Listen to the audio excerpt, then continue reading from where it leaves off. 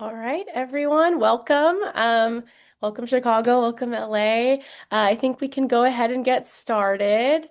Thank you all for coming tonight. Before we get started, I wanted to take a quick minute to invite you all to officially join Doctors for America. Being a DFA member today means taking the important and simple step of selecting a membership level and paying your annual membership dues to support DFA's organizational sustainability and incredible programs like this Advocacy Grand Round series. There are 4 different levels to choose from, and our DFA team member Raya will put the link to join in the chat. And as you all may have noticed, we will be making a recording and all materials available afterwards. A few ground rules for this educational session. There is no such thing as a stupid question. Please feel free to drop any question in the chat at any point. We could take a minute to pause and return to it either at the end or during the session. And also, speaking of questions, try to use the Q&A feature if you can. We welcome all comments in the chat, but we will address your questions in the second half of our session. And then also looking for comments in the chat from our DFA staff member, Raya. She'll be sharing helpful links during the session. All right. And so before we introduce our speakers, I just wanted to introduce the event. So this Advocacy Grand Round session will be exploring the post-Dobbs legal landscape surrounding medication abortion and telehealth, as well as the restrictions on patients, clinicians, and healthcare systems. And we'll look at some concrete actions that healthcare professionals can take to protect access to evidence-based reproductive health care. All right, and so introducing our lovely speakers, we first have Rebecca Wang. So Rebecca Wang is a senior research counsel with If, When, How. She does research and writing as part of the research team and provides technical assistance to advocates around abortion access, legal risk, and mandatory reporting. Rebecca was a 2017 to 2018 If, When, How Reproductive Justice Fellow, and she graduated from the University of Iowa's College of Law in 2017 and is now licensed to practice in California. So if everyone can give a virtual clap for Rebecca, thank you for being here today. Okay, and then our next speaker sorry, I'm pulling it up here, is Dr. Imani Askew Shabazz. Welcome. She is a visionary reproductive justice scholar, activist, and educator whose decade of transformative research and advocacy is reshaping how we understand and demand care, equity, and bodily autonomy for those most marginalized by existing systems. As Partnerships and Engagement Director at Plan C, Dr. Askew Shabazz translates that vision into direct action, forging community partnerships that expand awareness of and access to abortion pills across the country. Through lectures, webinars, and educational media, she equips diverse communities with the knowledge and tools to advocate powerfully for medication abortion access. So please give a virtual clap of the hand for Amani. Thank you for tuning in and thank you for joining us.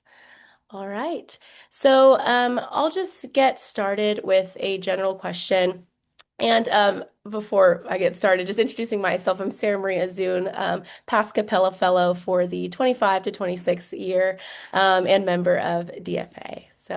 Um, so to start off with a general question for both of you, how do restrictions on medication abortion affect miscarriage care? And either one of you can start with the answer to the question. Yeah. I think at least from my side of things in the advocacy space, it is really daunting sometimes to hear the stories of people who are going in for care and are denied care, whether or not they actually were using abortion pills or not. And I think that that is kind of the big point of what we say about abortion bans. They don't actually help people. They just make it harder for everyone across the spectrum to access the care that they need. They make doctors scared to do their jobs. Um, they really turn a system of what was supposed to be care and support into one that is a little bit more of a surveillance and fear. And so I think that that has translated into people feeling, one, a little uncomfortable going, or very uncomfortable going into see providers when they have had miscarriages because they are worried they won't be believed. And that's a scary place to be. So I think that that is a little bit of how abortion bans have kind of affected it because a lot of times it is the same care that those people are going to be receiving. And so removing access to one removes access to the other.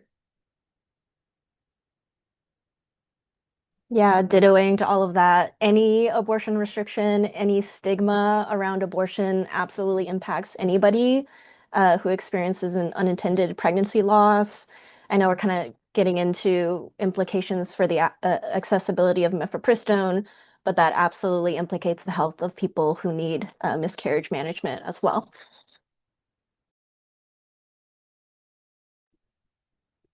Now, another follow-up question for both of you.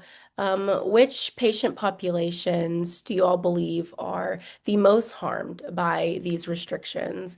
And which ones would you say are overlooked?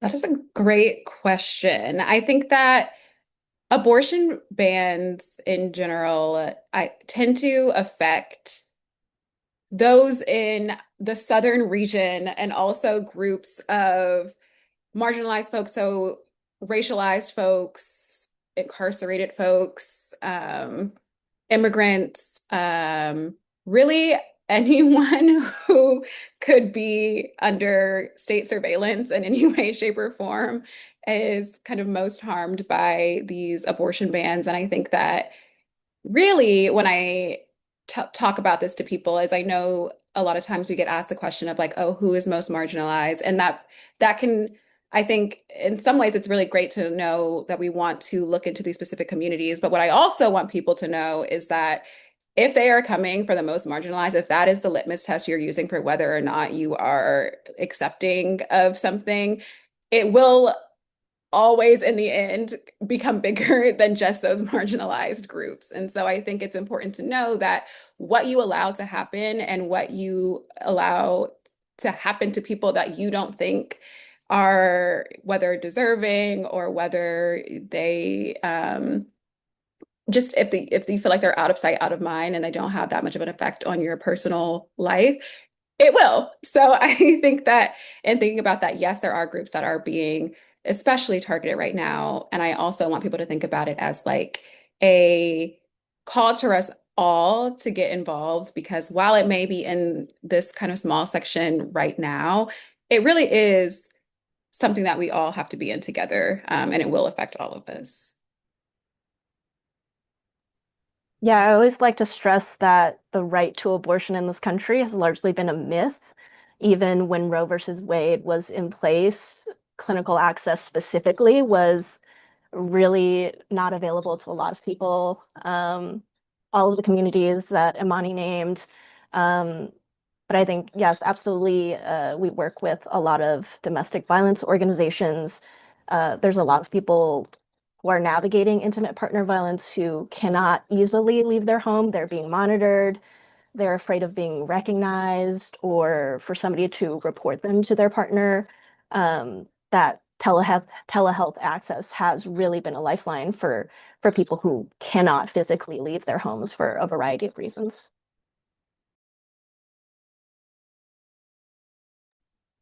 Thank you both for those perspectives. This question specifically is for Amani. So, in your experience, how has telehealth transformed access to medication abortion? Yeah, it's been really interesting actually. I think that one of the biggest boons that telehealth has done for medication abortion is making it a lot more accessible.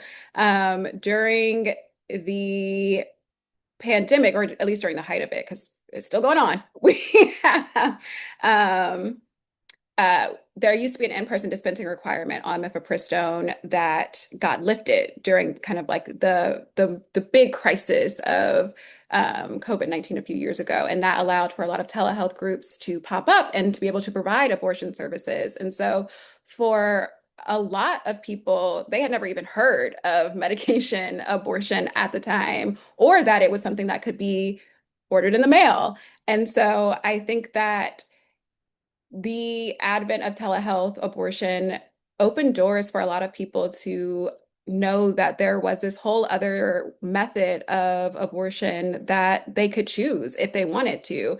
Whether or not, it it ended up being the choice that they wanted to go with or not. I think having the ability to know both was really, really helpful. And we saw that once telehealth abortion was like good to go, it increased. People are using it. They love having access to that option.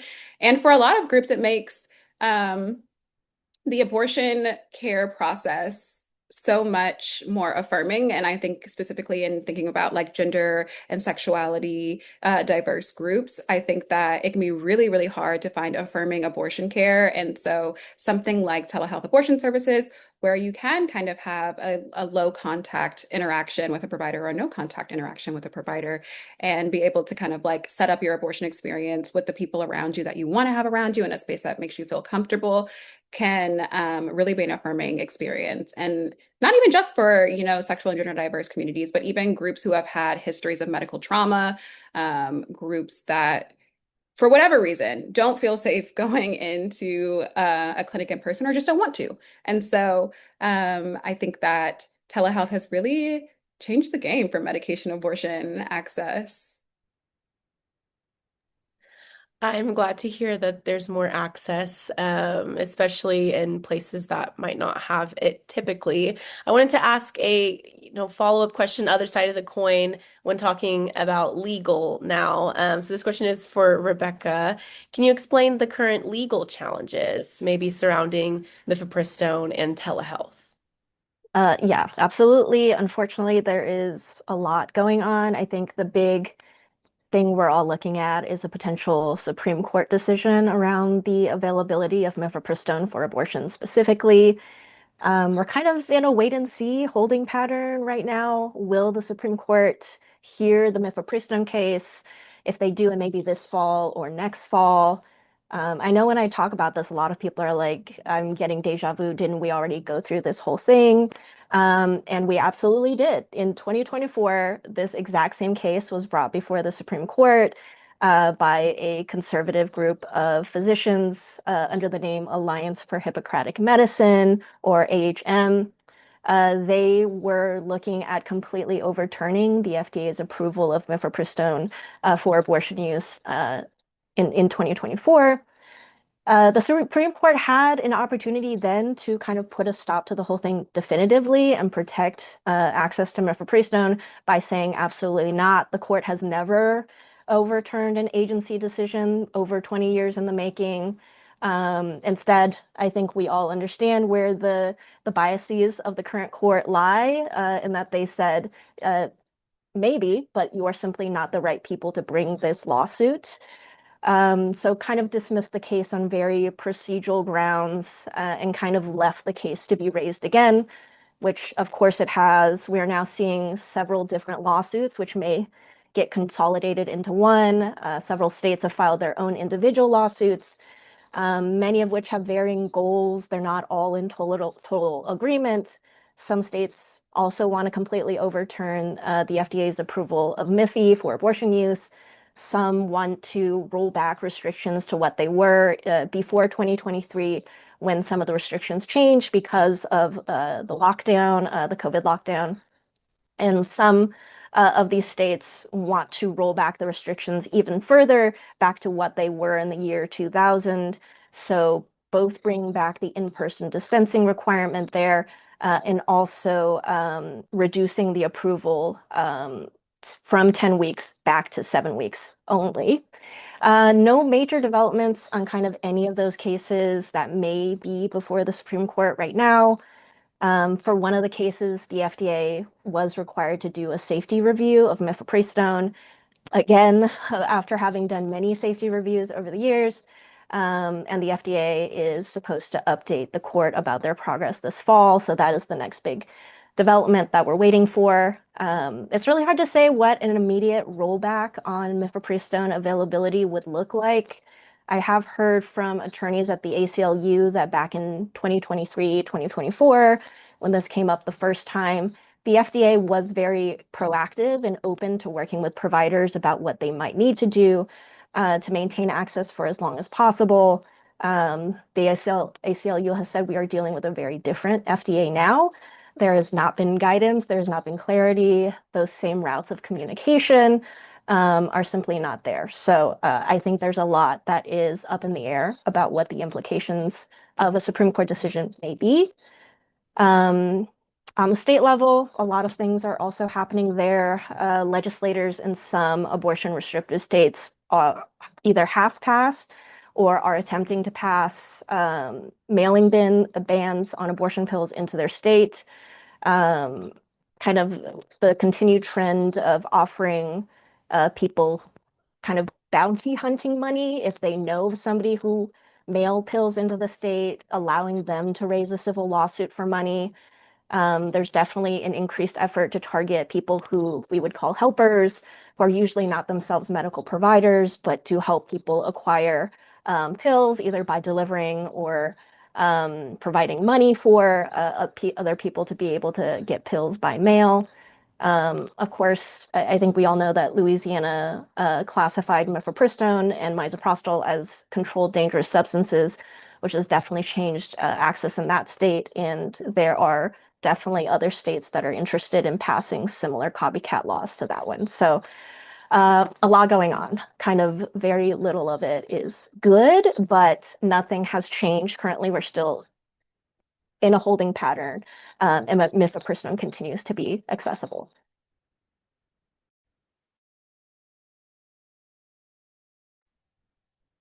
Now, kind of as a follow-up, Rebecca, thank you for sharing a lot of that information, especially on the FDA case. And I see our DFA admin has kind of dropped the DFA's press release and amicus brief on that if people want to familiarize themselves in the audience. You touched on this a bit, but what does, what implications do cases such as these have for physicians and patients specifically nationwide? If there's any stories or specific cases that you have. Yeah, I think the main impact and what I think is really at the heart of the strategy of a lot of these legal developments is to create fear and confusion. That's what we hear from providers and patients all the time. Anytime there's a major news item drop about abortion access, about MIFI access, some change in the law, people call our helpline, really completely unsure about what care is available. In the early days, right after Dobbs, people were calling. It is illegal for me to leave my state to get an abortion. I've heard birth control is illegal now.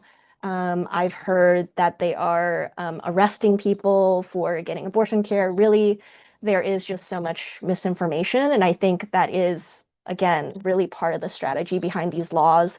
Whether these restrictions that these legislators want ultimately get passed or not, they are creating fear. The legal landscape is constantly shifting. It's disorienting for me as somebody whose job it is to kind of stay on top of everything that's changing. And I think for the average person, it's just overwhelming. And I think what we hear is when people are overwhelmed, they ultimately may choose not to try and seek out care that they otherwise want and need, and which is available to them, but they don't think it is. People are afraid of getting into legal trouble. They're afraid of getting sued. They're afraid that the people they care about that are in their communities and networks of care may get in trouble if they reach out and ask them for help. We've definitely heard people are afraid to talk to their doctors about their options as part of that as well. Um, I think similarly, the landscape is very much that for doctors and providers. It's a lot to navigate. I think with what we just saw happen with the mifepristone decision, kind of the federal judge saying absolutely no telehealth prescribing or mailing in any state immediately starting right now. And we heard, clinics over the course of a weekend trying to brainstorm what are we going to tell our patients? How are we going to label the Miffy we have on our shelves? Are we allowed to still dispense the Miffy that we have? And then over the course of the weekend, the Supreme Court saying actually that's on hold and all Miffy was back to being available again. And clinics hearing from their patients that was confusing and scary. And why did that happen? So providers have to scramble. I think providers are in this really difficult position of themselves having to stay on top of the law and explain these changes to their patients.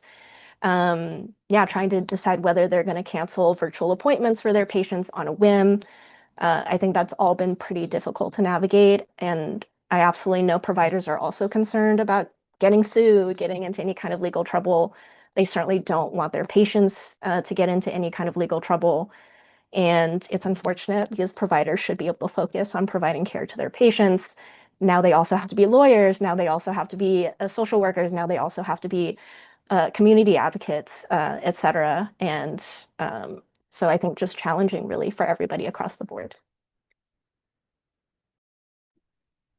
Yeah, and you mentioned a good point there. I think we're entering into an era where there's a lot of role strain with physicians, as you kind of said, stepping into these legal roles and in partnership with, lawyers like yourself and just finding their own research and all of that self-education in addition to caring for patients day to day. So you brought up a great point. Now, this question is for Amani from the partnerships and engagement director side at Plan C, and just in your advocacy work, what barriers are patients facing when attempting to obtain medication abortion in restrictive states in your experience and what you've seen? Yeah. I do think that one of those big barriers, kind of like Rebecca was mentioning, is that misinformation. I think a lot of times when people don't know exactly what's going on, they do forgo care. And then you have people who are having pregnancies that they are not sure about, that they're not sure if their family can hold. And that's really scary. It's really scary, especially when, like, eggs are like $18. It's a hard thing out here. And I think that also when the laws change so constantly, it does inspire that fear and that also the way in which they're writing it to make it like an aid and abet makes people scared to trust their community members. And I think that is a really, really insidious, like just awful thing that has come about during the kind of process of how do we criminalize people seeking abortion care is kind of turning neighbors against each other. And that's really unfortunate because a lot of times we get people asking like, I want help with this thing and I don't know who I can talk to, or I don't know who I will put in danger talking to them about it. And I think that that is also something that a lot of people worry about and why hotlines like If One House Reaper Legal Hotline are so important that people know exist beforehand, so that when these questions do get asked, and what we want to believe and we want to hope that we can trust the people around us. But if for whatever reason you feel like you can't, having those resources that are undeniably pro-abortion are going to help you get the accurate information that you need are so important at the time. And yeah, just to know about beforehand. So I think that we're seeing a lot of fear, a lot of confusion, but also I would say a lot of like hope and resilience as well. I think that throughout all of this, the Southern or restricted state organizers have been fearless in their commitment to providing access to the people in their communities. And that's like shout out to the abortion funds who are trying to send people where they need to be sent. Shout out to the shield law providers who are shipping pills into restricted states and helping people get the care that they need. So I think that there are a lot of systems that are being built and community work that is being done to balance out some of the restrictions and things that we're seeing. And so it's been really hopeful for me to also see how willing people are to come together to and put their heads together to kind of figure out how do we keep people safe. And so I think that there's a both and to it. But yes, there are definitely a lot of barriers that people in restricted states are facing. And so also I'll plug Plan C so that people can go visit the guide to kind of see what the options are in their area. Just so that and knowing that beforehand, just picking like looking around when you're not in crisis is always a good time to get information. And so yeah. Thank you for sharing, Amani. And I'm glad you brought up shield laws, because I wanted to kind of transition into talking about some of these laws and conflicts that might arise. And so, this question's for Rebecca on the legal side of things. How are shield laws and interstate conflicts shaping reproductive health care access? And if you also wouldn't mind, if anyone's not familiar, just kind of explaining shield laws and how they may vary across the states, that would be great too. Yeah, absolutely. Yeah, great question. I think absolutely shield laws and interstate conflicts between states that want to protect abortion and states that really want to punish people who are accessing it is at the heart of all of these major legal battles that we are seeing now. I think I was reading that a Guttmacher report that was just released earlier this year showed that 2025 was the first time there were more people in abortion restrictive states that were able to access an abortion using pills by mail than by leaving the state to get care. So 2025 was the first year where there were more people using pills by mail than leaving the state to get care. I think for all of the access reasons that we mentioned before. And I think after Dobbs, a lot of these abortion restrictive states thought that was going to be the definitive end to abortion access in their states. But of course, to speak to, I think, as Amani says, the resilience and I think the when there's a will, there's a way-ness about it. Of course, people have still been able to access pills. Again, even when Roe versus Wade was in place, people have been able to access pills and access care. And of course, now with shield laws and shield law providers, that has made access possible for a lot more people who would otherwise not have had any other options. And for folks who might not be familiar, shield laws, uh, a couple different states have shield laws. There are some states that specifically say that providers in that state can provide telehealth abortion services outside of their state.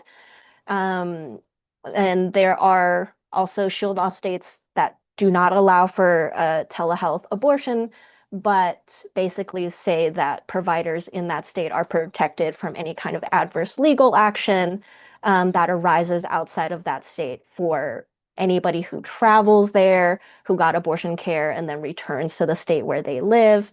It just, I think, gave a lot more legal backing and protection to providers who in abortion accessible states that wanted to do more. And so the shield laws have allowed several providers in states like New York and California and Massachusetts to do telehealth prescribing and send pills by mail to people across the country, regardless of what the state law says where they are. Um, I really identifying this as a lifeline that had not existed before. And I think specifically in response to the use of shield laws, these continued avenues of access, the legislators in these abortion restrictive states have really taken issue. And um, every effort now is, and every legal battle now is around shutting down telehealth, around shutting down abortion pill mailing, around shutting down distribution that happens within a state in every single way that they can. This includes raising criminal charges against providers in other states, raising civil suits against providers in other states. And unfortunately, we've also seen civil suits filed against people who not providers, but were friends of somebody who helped them access pills through a shield law provider. Um, we've also seen a real weaponization of kind of the uh, misogyny. And I think the way that intimate partner violence manifests is there is one specific attorney, Jonathan Mitchell out of Texas, who used to be the attorney general, who is specifically finding men who want to punish former partners who have gotten an abortion by getting these men to raise wrongful death lawsuits. Um, and they're able to raise them by saying that the men aren't going after the person who had the abortion themselves, but really allowing these men to try to sue the doctors that helped that person by allowing them to sue for $100,000, $200,000. These are kind of lawsuits that we've never seen used before. To my knowledge, none of them have been successful. But again, right, creating that fear, that doubt, will providers feel kind of more scared about providing? Will patients feel scared about going to these doctors? Will, again, that community of support around that person feel scared about assisting them? That has really been the main impact of these kind of developments. Wow. I am I'm pretty shocked by the statistic as well of last year in 2025 with the, most pills now by mail rather than leaving the state. Thought that was very interesting. I think that speaks to the increased access that and also the flexibility that, people have and banding together and making sure we still keep that same level of access today. I think that's great. Now, I know, Rebecca, you mentioned these civil cases that have started to be brought up. And so I wanted to, transition to asking Amani, how have legal threats affected organizations helping patients access care? If we're not getting sued, we're not doing our job right. But I kid.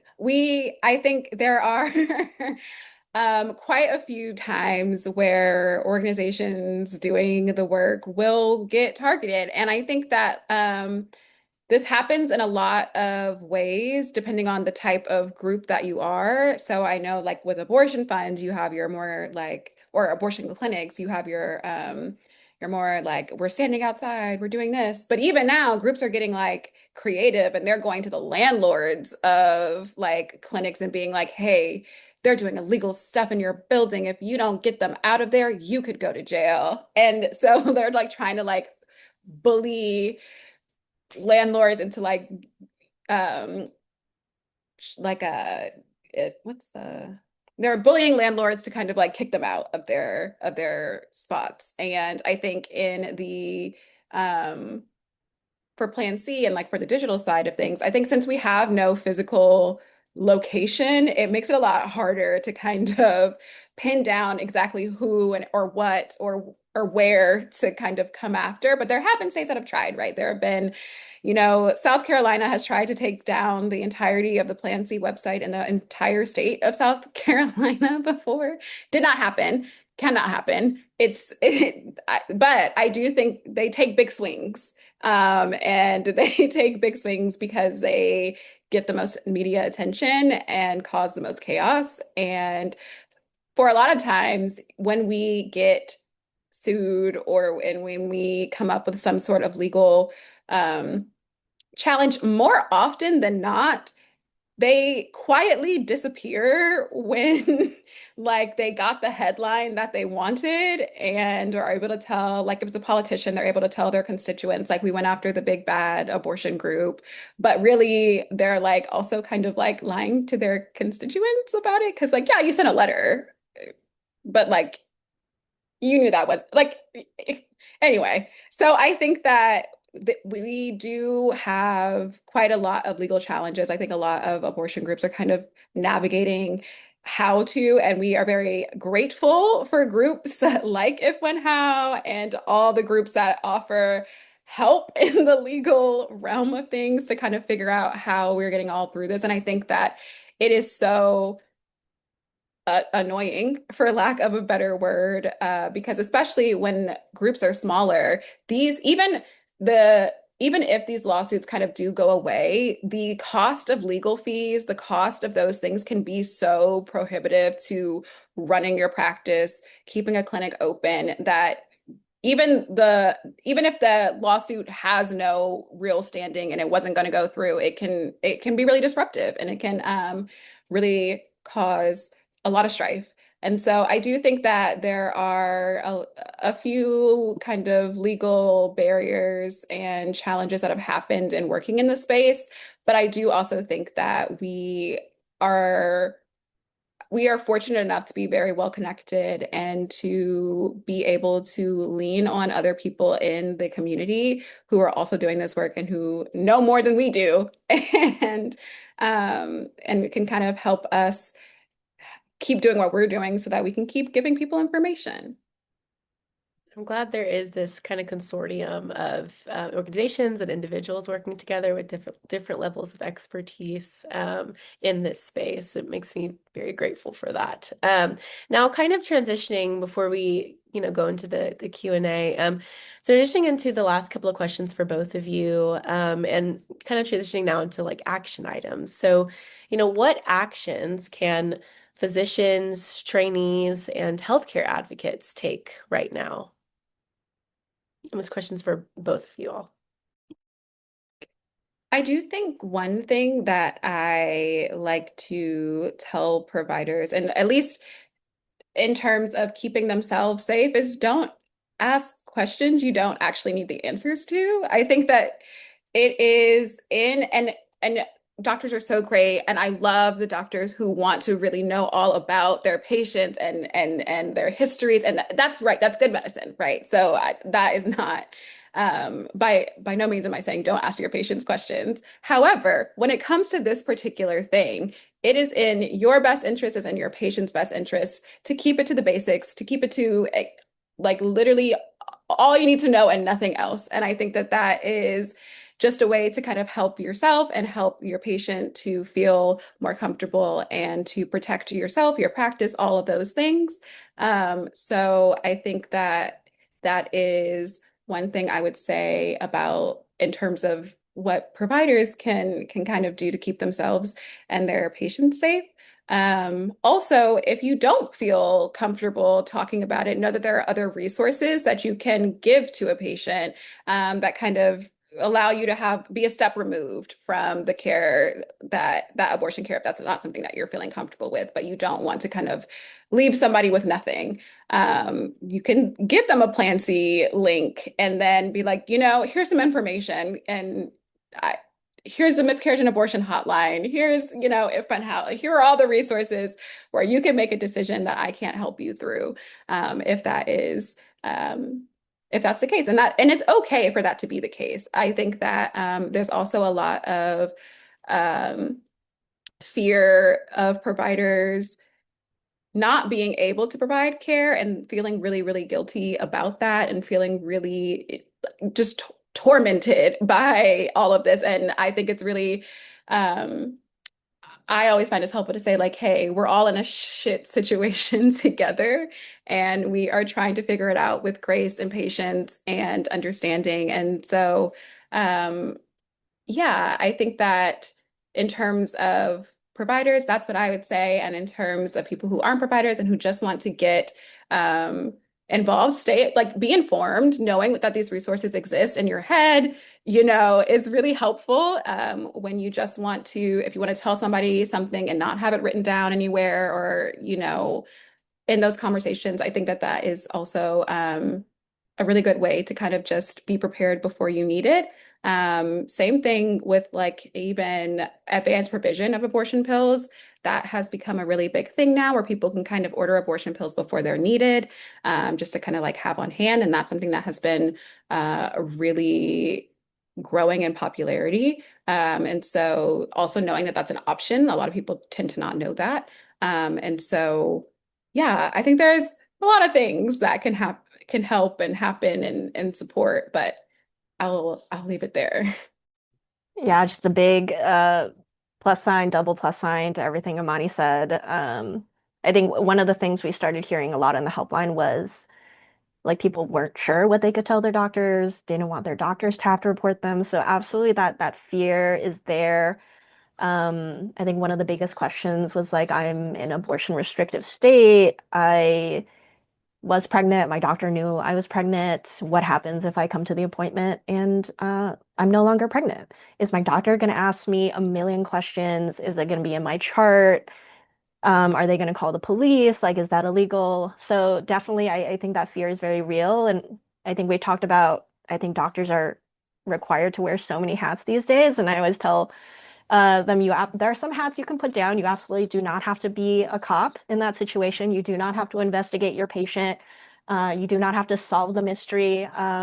You don't have to document anything more than is absolutely necessary for treating them. And you can absolutely tell them up front. Like, I think there is that power dynamic between doctors and patients where patients feel like they have to divulge. And I always tell providers it's okay for you to be the one to say, hey, you don't have to tell me anything you don't want to tell me. And I think absolutely that can have its own, I think, impact on the doctor-patient relationship, but I think it is important for building that trust. Um, and then, yeah, I think the other that providers can put down is they don't have to be lawyers. They don't have to know every law and how to explain everything to their patients. If a patient has questions about abortion access in the law and they want to talk to an attorney, we have our Reaper Legal Helpline. If providers have just a technical assistance question about how they can navigate and access in the law question, we also offer technical assistance on our website. So, yeah, to the extent that we can support and kind of help providers focus on the stuff they want to focus on, we're absolutely here and in community with all of you. Thank you all for sharing some of those action items. I know we're in a era of constant changes surrounding reproductive access, and unfortunately, a lot of those are scary changes. And I know Amani mentioned this hope earlier in general, and I wanted to ask both of you guys, what gives you hope in this moment?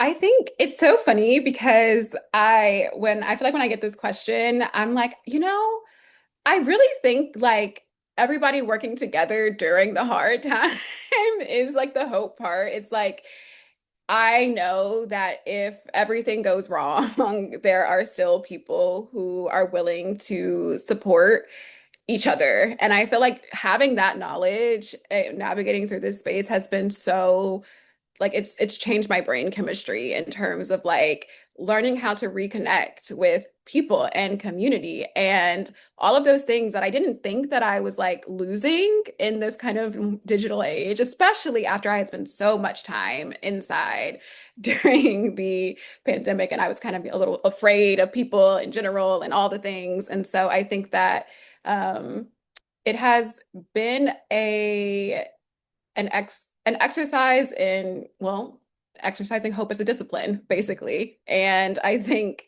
learning how to practice that with other people going through the same thing has been amazing. And so I know it feels a little like, oh, like the dread, it's what's giving you hope, but it's really it's the resilience and the connectivity that is found through that kind of shared struggle. Yeah, I think for me, I'm heartened every day that so many people are doing everything they can. I think right after Dobbs to now, we were getting calls from people on our technical assistance line, people who are like, I would never describe myself as an activist, but what can I do? I've got like a van, I live like on the Oregon border, like I'll drive people, like it's so many people who were like stepping into their power at that moment. I think, yeah, I think there are moments in history that like find you and like you find your calling. And so many people were like, what can I do? I want to put my expertise, my time, my money into kind of my corner of the world where I can make a difference and make something a little bit better for somebody. And yeah, that stuff made me cry all the time. It makes me cry all the time now that like I think on an individual level, it's easy to think we're powerless. And I think, again, right, so much of what is happening now is wanting to make us feel powerless and isolated. And so I love when people like discover their power, and it always helps me like discover mine. And I think that is, yeah, that's the thing that I hold on to day to day. Thank you both for sharing. I think, especially after COVID and feeling isolated, I'm glad there are things like this that help us find community, especially such, topics that have had this ongoing battle, politically and legal space and the medical space for decades now. So I'm glad, people are coming together and renting out their vans and asking how to help and finding themselves in positions that they did not find themselves in before. So, um, okay, and now kind of transitioning to the Q&A. We did have a question in the chat, question and a comment in the chat. And so one of the questions being, can individual stories still be a powerful tool to address abortion access issues and policy change? And if you guys have an individual story, that would be great too. I mean, yeah. I think that one of the best ways, or at least I would say one of the things that makes my job as a partnerships director at Plan C easier is when a friend tells another friend that this exists, because I think that as much as we try to be like a really great research backed institution of knowledge, I think that it means more when it comes from someone you trust, someone you love, someone you care about. And I think that those personal stories have a way of resonating with people and inspiring trust in ways that are special and unique. And so I think if people feel comfortable enough and supported enough to tell their stories, then I think it's a beautiful thing. And I think that there are so many stories that you don't even know that you need. Like I was talking to someone I know who was kind of figuring out what it meant to be like pregnant and non-binary and what that would mean for their life and if this was something that they wanted to do and all of those things. And I think that there are a lot of abortion stories that maybe you people do need to hear that they didn't know was an option and was a possibility and that people would support them through it. And so I think that if nothing else, it makes people feel less alone. And that is everything when people are being divided constantly. Yeah, I think storytelling is so powerful. I think huge shout out to orgs like We Testify that like gather and like do trainings on people for people who want to share their abortion story. I think yeah, it's I think on the personal level, yes, all of those things and helping people feel less alone and more connected. But I mean, in a huge difference makes a huge difference when it comes to like changing policy and like pushing affirmative policy and protective policy forward. And sometimes I think legislators are very, very removed from the issues themselves. And I think hearing from an expert on an issue, oh, can get you so far, but hearing from somebody who, yeah, these things happened to and they were impacted and their lives were changed, I think is at the core of a lot of policy work that has been great. Okay, we have another question in the chat about what inspired both of you to enter your field of work, and what was your journey like to get there? Yeah, I mean, I don't, part of me feels like I was born into this work in a way. I think that I grew up in Atlanta, and I think that reproductive justice was a very big part of the culture in which I grew up. I think we, especially in the neighborhood that I grew up in, there was a lot of disenfranchisement, there was a lot of medical mistrust, there was a lot of just really really big disenfranchisement is all I can that's all I can really say about it. And I think that that kind of experience and learning early how people have to kind of come together to provide resources for each other when systems fail um radicalized me in a way. And so I think it's kind of always been part of my ethos as a person. And then I had a sex ed class in my very southern school, which was really a class in abstinence. And I was very fortunate to have like a mom that was like, hey, so abstinence, that's not going to work, really. Like, yeah, let's talk about what you really need to know. And that kind of led me on a journey of learning all I could about like sexuality and reproduction and being safe. And then I went to school for gender studies and sexuality and went to school for public health. And when I was doing my field studies in my master's program, I came across Plan C and I applied to be an intern. And the rest is history, so to say. I've been there ever since, and it's been about 6 years now that I've been at Plan C. I think I was like led here. I think the universe led me here. I didn't think I was going to go into repro. I went to law school really interested in environmental justice specifically. I grew up in an immigrant community in LA County, and I was just really interested in kind of the public health issues tied to race, tied to immigration status that are so prominent there that I thought I was going to like litigate on those issues. And I took a really great, I joined my If When How chapter when I was in law school, and some of the folks there were like, you have to take this critical race theory class. And I had such a great professor in that class who really helped me connect the dots. And I was like, all I care about are so broad. I could really go anywhere, and you can go anywhere and touch on a node that impacts environmental justice or reproductive justice. So my post-grad fellowship was in Oakland at an amazing org called Positive Women's Network, which is a membership-led organization comprised of women living with HIV. Um, and that helped me, I think, really, I learned so much about kind of public health and stigma and criminalization and all of those things that when the opportunity came to work, I think specifically on self-managed abortion, which is what we initially focused on here at If When How, um, I was like, I jumped at the opportunity, and yeah, in the blink of an eye, it's been several years, and the work continues to change and I think challenge me, and I continue to learn so much from people who have been doing this work. And again, that's like a thing that sustains me is there's always more to learn and more to do.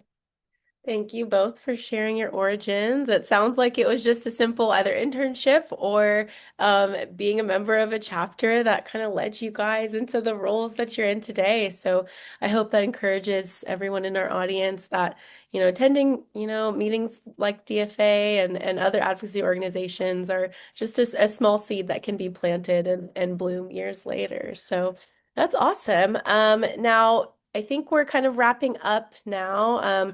I would like to close this session by thanking our speakers, Amani and Rebecca, for such a thought-provoking discussion. We're so grateful that you were able to join us tonight. And now, before you leave, there's a couple reminders I wanted to share with the audience.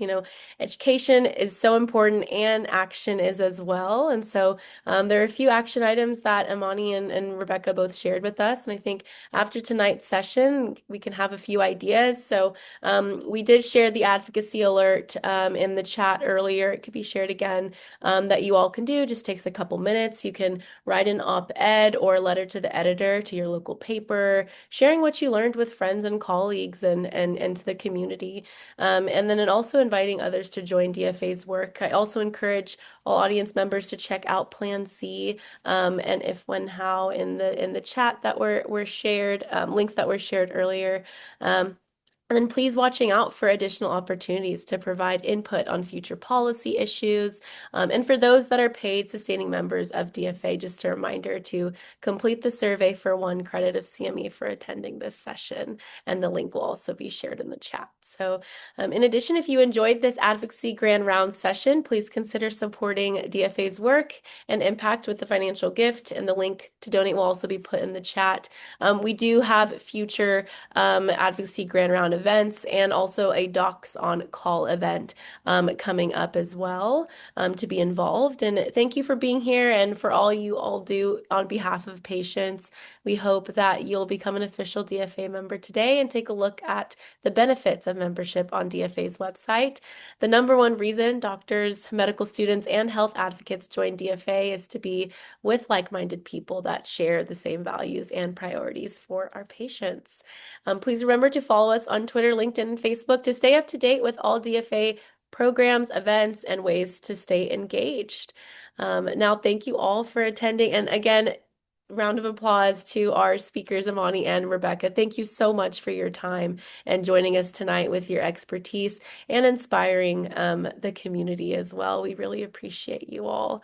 And with that, thank you all and have a great rest of your evening.